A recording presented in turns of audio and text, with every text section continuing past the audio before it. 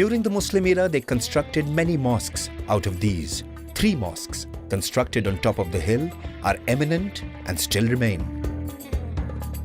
Once we enter into the fort from the main entrance, the Lion's Gate,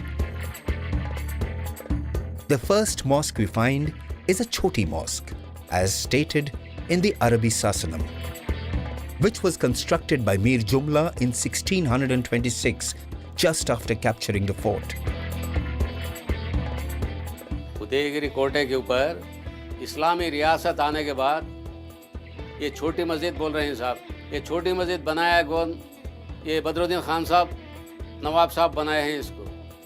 ये बनाने के time है ना, एक अरबी में एक पत्थर लिखा हुआ था यहाँ कि मोहम्मद आरची के पास है ना, ऊपर रखे थे। वो पत्थर है सोना है बोल के वो पत्थर फोड़ के निकाल के सड़ दिया। It is mentioned in the Sasana, just after capturing the fort, the world had been engulfed with the jasmine smell. The other mosque, the Ghosha Mosque, was intended for women. ये गोशा मस्जिद बोल रहे हैं साहब, ये गोशा मस्जिद भी बनाए हैं जो बदरुद्दीन खान साहब बनाए हैं। ये किले पे है सो पूरे औरतें हैं सो कि आके गोशा मस्जिद में सिजदा अदा करते थे। The third mosque was the Badi Mosque. The mosque was constructed on the peak of the hill at 1025 meters above sea level by Golconda Sultan Mir Jumla in 1627.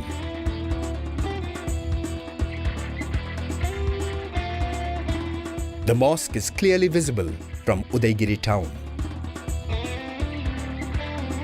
Locals say from the top of the Pedda Masjid, one can see the Penna river, which is 100 kilometers from Udayagiri.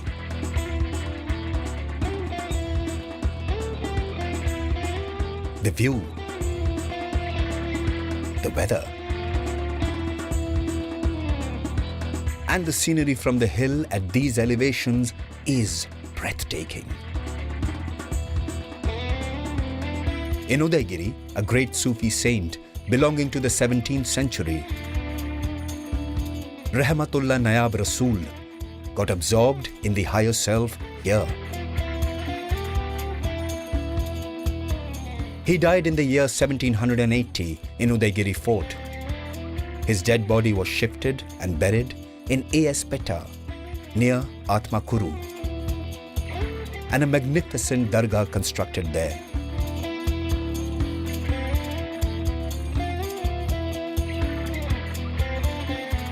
After Sayyid Badruddin Khan, Sayyid Abdul Khadir Khan ruled Udayagiri around the 18th century. He maintained good relations with the Hindu community and Sufi saints, including Rahmatullah Nayab Rasool. He died in 1806. His dead body was buried near the Udayagiri bus stand, and they have constructed a dargah there. After that, his son Sayyid Abbas Ali Khan ruled Udayagiri. By that time, the British were ruling the country and they were expanding their territory. Sayyid Abbas Ali Khan's tragic story is one of the instances which reveals the circumstances of the British rule. A police named Haminuddin Khan, Collector Stonehouse, and Buchi Reddy Palam local rulers conspired and misled the British rulers, as Abbas Ali Khan refused to bribe the police. They claimed allegations against Abbas Ali Khan that he was training the people, preparing weapons such as gun, bullets and cannons at the Udayagiri fort to attack and kill the British people. On the way to Nellore, the British arrested him and sent him to Chennai prison. He committed suicide after 21 days by consuming diamond from his ring.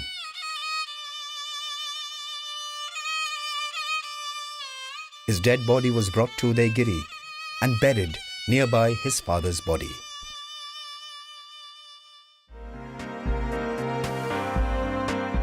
After the fall of Muslim rule, the British ruled Udayagiri till independence.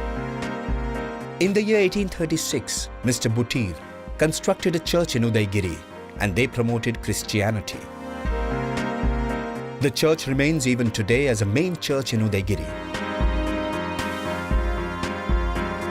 In the year 1903, with the name of Etta Watabari, they have initiated a hospital. They have established missionary schools in 70 villages. When Mr. D. Kuss was the Nellore collector, a glass palace was constructed inside the fort near the King's Palace. The locals say, after independence, the government dismantled the building by thinking that the same will become a hideout for anti-social elements.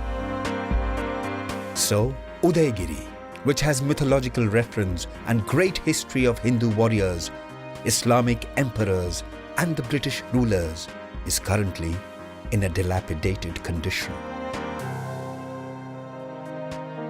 The temples and mosques have lost their significance as the idols are damaged, removed or stolen by the miscreants in search for treasure. Even the tombs of the British were not spared.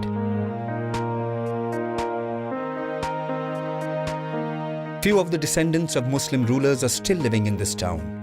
They have spent all their wealth over generations, and Mr. Sayyid Sisti, who was the descendant of Sayyid Abbas Ali Khan, is working as a tailor to earn his livelihood, such as the 200 years old jubba, a costume of war. The sword are still found in his house as a testimony of his ancestors. Chishti खानदान वाले ही हम, इधर अब्दुल खादर खान साहब के बेटी के औलाद ही हम, इसलिए हमें हमारे वालिद आके सैयद हज़रत में चिश्ती, मेरे परदादा का नाम आको सैयद ख्वाजा रहमतुल्लाह, बाद में आको अब्दुल खादर खान, अब्दुल चिश्ती, ये सब मेरे दादा लोग ही। इधर हमारा आको 6वीं पीढ़ी थी। ये अब्दुल खादर खान साहब इधर उदयगिरी के बादशाह है। The historic shrines were notified as archaeological sites by the Archaeological Survey of India, but they are in a neglected state. There were some efforts made to develop infrastructure like roads, electricity, etc. to develop this as a tourist spot, but the development was limited up to Durgampalli. In case proper attention is not paid, future generations can only read about Udayagiri in history books and cannot find anything to see here. Our culture is our pride. The monuments which reflects our culture should be taken care of. Every citizen of Andhra Pradesh should know about Udayagiri Fort and the history of Krishna Deva Raya. This place can be developed on par with Golconda Fort of Hyderabad. It can be developed as the Ooty of Andhra Pradesh.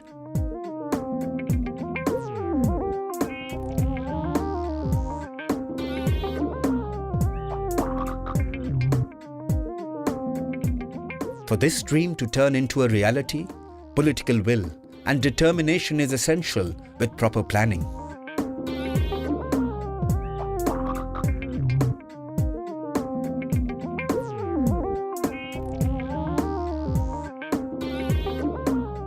This can be converted into a place of tourist attraction with a sound and light show at Ranganatha Temple. Boating at Udayagiri Tank. Connectivity to the top through a ropeway besides the road.